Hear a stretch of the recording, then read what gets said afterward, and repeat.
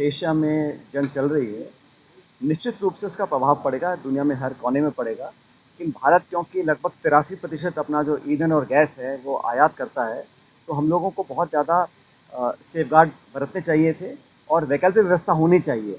अभी से खबरें आ रही हैं देश के अलग अलग कोनों से कि गैस के, पेट्रोल के दाम बढ़ सकते हैं, बढ़ रहे हैं और सिलेंडर के, एलपीजी के बढ़ गए।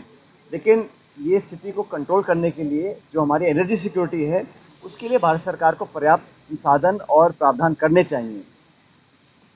जो ईरान पर युद्ध हो रहा है, उसका जो दूरगामी परिणाम है वो अन्य देशों में पड़ेगा। और मैं ऐसा मानता हूँ कि सरकार को ना सिर्फ इस पे शांति की तरफ बढ़ने के लिए कदम उठाने चाहिए, लेकिन भारत सरकार का जो स्टैंड है, जैसा कल कहा पार्लियामेंट में, उसको कारगर करना चाहिए कि डीएस्केलेशन हो, वायलेंस ख़त्म हो और कूटनीतिक रास्तों को दोबारा तलाशा जाए। इसी में सब लोगों का हित है, मैं ऐसा मानता हूँ।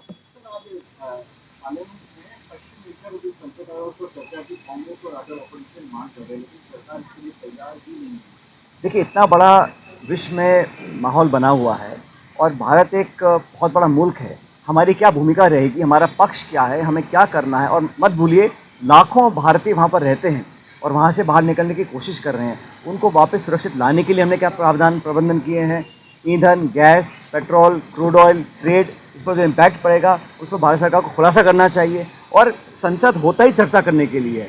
इतना बड़ा युद्ध हो रहा है, इतने सारे मुल्क उसमें इन्वॉल्व हो गए हैं और भारत सरकार को खुले तौर पर आके बोलना चाहिए कि भारत का ये स्टैंड है, ये हम लोग आने वाले समय में करना चाहते हैं। चर्चा ना करना सदन की, मैं समझता हूँ, सम्मान को कम करना है। हर मुद्दे पर चर्चा होनी चाहिए और समूचा विपक्ष, कोई एक दल की बात नहीं है, समूचा विपक्ष चाहता है कि जो लाखों लोग आज खाड़ी में फंसे हुए हैं, उनका भविष्य में क्या होगा, उनकी सुरक्षा का हमको क्या आश्वासन मिला है। अगर भारत सरकार ने जो पक्षीय वार्ता की है उन सभी मुल्कों से, उसका क्या परिणाम आया, कब तक वो लोग वापस आ सकते हैं और हमारे दूतावास वहाँ पे क्या प्रबंध कर रहे हैं लोगों की जान माल की सुरक्षा के लिए, बहुत सारे इश्यूज़ हैं और इन तमाम मुद्दों पर चर्चा सदन में होनी चाहिए। और अगर सरकार नहीं करना चाहती है तो कुछ ना कुछ छुपाने को होगा या कुछ ना कुछ बताने से हिचकिचा रहे होंगे। मैं इसको गलत मानता हूँ।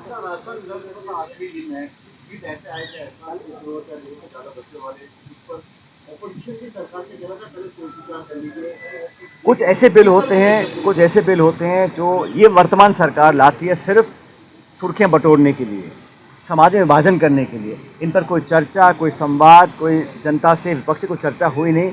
सिर्फ और सिर्फ प्रदेश में मैसेज देने के लिए कि धर्म और जाति के नाम पर हम राजनीति करेंगे और ये संकेत देने के लिए इस प्रकार के बिल लाए जाते हैं। मैं इस प्रकार के बिलों को गलत मानता हूँ, क्योंकि इससे आपस में दूरियां बढ़ती हैं, लोगों को आकांक्षाएं होती हैं कि हम लोग भविष्य में क्या कर पाएंगे। और इस बिल को लाने का कोई ज़रूरत नहीं थी और ना किसी ने डिमांड करी थी। ये तो सिर्फ पॉलिटिकल हित साधने के लिए सरकार बिल लेकर आई है। बाकी सरकार की 2.25 साल की परफॉर्मेंस है, हम सब ने देख ली है। सिर्फ और सिर्फ घोषणा हो रही हैं और पूरे प्रदेश में ये मालूम नहीं है कि सरकार किस दिशा में जा रही है। मंत्री कुछ बोलते हैं, अफसर कुछ करते हैं, घोषणा कुछ होती है, धरातल पर काम होता नहीं है। तो सरकार निश्चित रूप से बैकफुट पे इसलिए भी है क्योंकि वो चुनाव कराने से डरती है। कोई स्थानीय चुनाव कराने के लिए सरकार की मंशा नहीं है। बार बार बहानेबाजी होती है, कभी कोर्ट कचहरे का एक्सक्यूज़ आता है या कोई और प्रावधान लेकर आते हैं। लेकिन पंचायत, नगर पालिका, ये चुनाव संविधान में लिखा होने चाहिए।